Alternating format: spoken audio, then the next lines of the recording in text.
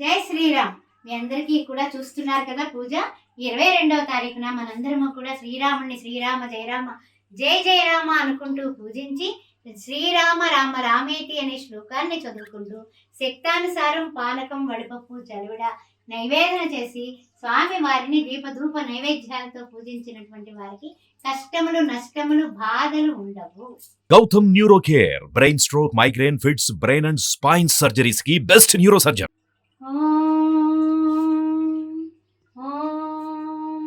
శుక్లాంబరధరం విష్ణుం శశివర్ణం చతుర్భుజం ప్రసన్నవదనం ధ్యాయే సర్వవిఘ్నోపశాంతయే అగజానన పద్మార్కం గజానన మహర్నిశం అనేకదంతం భక్తానాం ఏకదంతం ఉపాస్మహే. జై శ్రీరామ్ జై శ్రీరామ్ జై శ్రీరామ్ జై శ్రీరామ్. శ్రీరామ రామ రామేతి రమే రామ మనోరమే సహస్రనామ తత్తుల్యం రామనామ వరాననే. శ్రీరామచంద్రుని యొక్క దివ్యమైనటువంటి శుభ అక్షింతలు అందరి గృహాలకి వచ్చాయి కదా, మా ఇంటికి కూడా వచ్చాయి. రాముల వారు వేంచేశారు.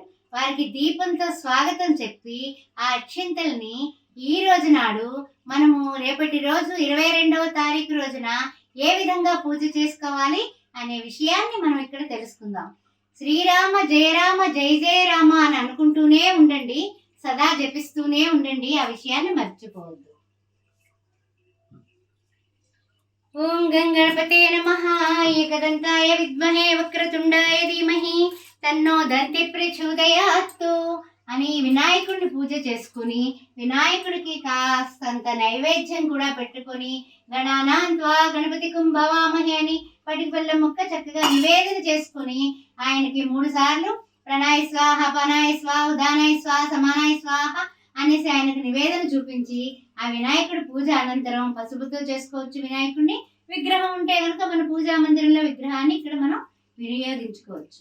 తర్వాత ఏంటంటే పసుపు కుంకుమ అక్షింతలతో కూడా స్వామి వారిని చక్కగా మనం ఇలాగ ఓం గంగణపతే నమః ఓం గంగణపతే నమః. తండ్రి నాయన రాముల వారి యొక్క రామరాజ్యం రావాలనేసి నీ సంకల్పంతో విఘ్నాలు లేకుండా మా కుటుంబాన్ని ఆశీర్వదించమని స్వామి వారికి వేడుకుంటూ గూఢాన్న ప్రీత మానస కాబట్టి ఆ గూఢమైనటువంటి ఆ చక్కెర పలుకులైనటువంటి ఆ యొక్క పటిక బెల్లం ముక్కని మనం నివేదన చేస్తున్నాం. అయిపోయింది. ఆ తర్వాత తాంబూలం దర్శయామి. తాంబూలం కూడా స్వామి వారికి చక్కగా చూపిస్తున్నాం. తాంబూలం అయిన తర్వాత ఆయన దివ్యమంగళ విగ్రహానికి నమస్కారం చేసుకుని శ్రీరామ జయ రామ జయ జయ రామ శ్రీరామ జయ రామ జయ జయ రామ అని రాముల వారికి పూజ చేస్తున్నాం. ఓం శ్రీరామ రామ రామేతి రమే రామే మనోరమే సహస్రనామ తత్తుల్యం రామనామ వరాననే. స్వామి వారికి తులసి దళాలంటే చాలా ప్రీతి.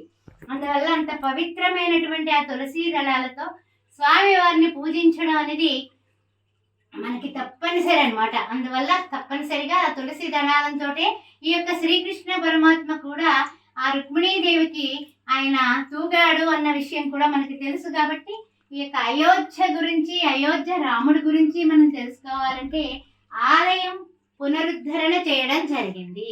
రాముల వారు అక్కడ పుట్టారు. 500 సంవత్సరాలు అంతా కూడా అయోమయమైనటువంటి పరిస్థితిలో ప్రతి హిందువు కూడా రామ జన్మభూమి గురించి, రాముని గురించి తపించని వాళ్ళు లేరు. రామకోటి కూడా కొన్ని కోట్ల రామకోటి జరుగుతూ వచ్చింది.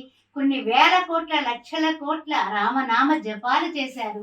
అలాంటి జై శ్రీరామ్ జై శ్రీరామ్ శ్రీరామ జయ రామ జయ జయ రామ అని అనుకుంటూ కోదండ రామ దశరథ నందన రామ దయాసాగర రామ దశముఖమర్ధన రామ ఓ దైత్య కులాంతక రామ లక్ష్మణ సేవిత రామ లక్ష్మి మనోహర రామ జై శ్రీరామ్ జై శ్రీరామ్ అని అనుకుంటూ చక్కగా పుష్పాలతోటి ఆ తర్వాత చక్కగా మనకి ఈ తులసి దళాలతోటి అంటే తులసి మాలలతోటి కూడా మనం స్వామి వారిని చక్కగా అర్చించుకుందాం. అర్చించుకున్నట్లయితే కనుక స్వామి వారి దివ్య అనుగ్రహం మన కుటుంబ సభ్యుల మీద పూర్తిగా కూడా ఆయన యొక్క అనుగ్రహం వచ్చి మనందరము కూడా ఆయువు ఆరోగ్యము కలిగి అష్టైశ్వర్యాలతో ఎంత వైభవపేతంగా ఈ యొక్క దీపాల అలంకరణ చేసుకున్నామో ఆ విధంగా 5 దీపాలు వెలిగించడమే కాదు, ఎన్ని దీపాలు వెలిగించినా కూడా మనకి కనుల పండగ ఈ రోజు. అందువల్ల ఉదయం పూజ, సాయంత్రం పూజ, సాయంకాలం పూట కూడా 5 దీపాలు వెలిగించుకోవడం అనేది చాలా చాలా మన గృహానికి క్షేమదాయకం. రామరాజ్యం రావాలంటే రామ అనే శబ్దంలో రా అంటే ఓ నమో నారాయణాయలో రా అనే అక్షరాన్ని మనకి తీసుకోవడం జరిగింది అష్టాక్షరిలో. అదే విధంగా మా అనే శబ్దాన్ని ఓ నమ శివాయ అనే ఆ యొక్క ఏ మంత్రము రాదు, ఏ విధమైనటువంటి మంత్రాలు లేవు. అక్షింతలు కూడా కొన్నే వచ్చాయి, ఎక్కువ అక్షింతలు లేవు. మరి ఎలాగా అంటే కనుక వచ్చినటువంటి దివ్యమైనటువంటి అక్షింతలని చక్కగా మనము ఇప్పుడు చూడండి మన ఇంట్లో అక్షింతలతో కలుపుకున్నాము. కలుపుకోవడం వల్ల అక్షయమయ్యాయి అక్షింతలు, అంటే క్షయము కానిది అక్షింతలు. అందువల్ల శ్రీరామ జన్మభూమి కార్యక్రమంలో కొన్ని వేల మంది కరసేవకులు ఈ యొక్క రామ జన్మభూమి అనేటటువంటి తత్వంతో శ్రీరామ జయరామ జయ జయ రామ అని మనకి అందరూ కూడా రామ జన్మభూమి ట్రస్ట్ వాళ్ళు ఈ అక్షింతల్ని శ్రీరామ శ్రీరామ అంటూ చక్కగా చక్కటి అక్షింతల్ని మనకి పంపించారు.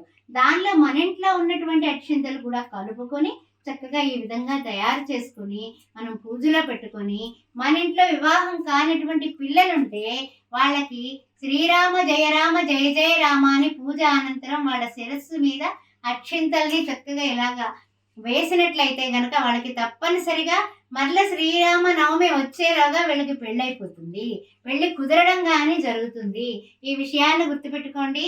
రామాయ రామభద్రాయ రామచంద్రాయ వేదసే అనే మంత్రాన్ని చదువుకోవడం కానీ శ్రీరామ రామ రామేతి రమే రామ మనోరమే సహస్రనామ తత్తుల్యం రామనామ వరాన్ని దశరథ నందన రామ దయాసాగర రామ దశముఖమర్ధన రామ దైత్య కులాంతక రామ లక్ష్మణ సేవిత రామ లక్ష్మి మనోహర రామ అని స్వామివారి పాదాల దగ్గర పుణ్యాక్షంతలు సమర్పించి పుణ్యాక్షంతలు మరలా మనము ఈ విధంగా కళ్ళకద్దుకుని శిరస్సును ధరించడం అనేది మన కర్తవ్యం. అందువల్ల రాముల వారిని ఎవరైతే ప్రార్థిస్తారో, రామనామ జపం ఎక్కడైతే జరుగుతుందో, శ్రీరామ అనేది ఎవరైతే రాస్తారో రామకోటిగా తప్పనిసరిగా రామ అనుగ్రహం ఉంటుంది, రామ కుటుంబంగా ఉంటుంది. ఐకమత్యానికి ప్రతీక శ్రీరామచంద్రుడు. రామో విగ్రహాన్ ధర్మ అన్నారు. రాముడు ఎక్కడ ఉంటే అక్కడ సీత లక్ష్మణ సేవిత ఆంజనేయ స్వామి ఉంటాడు.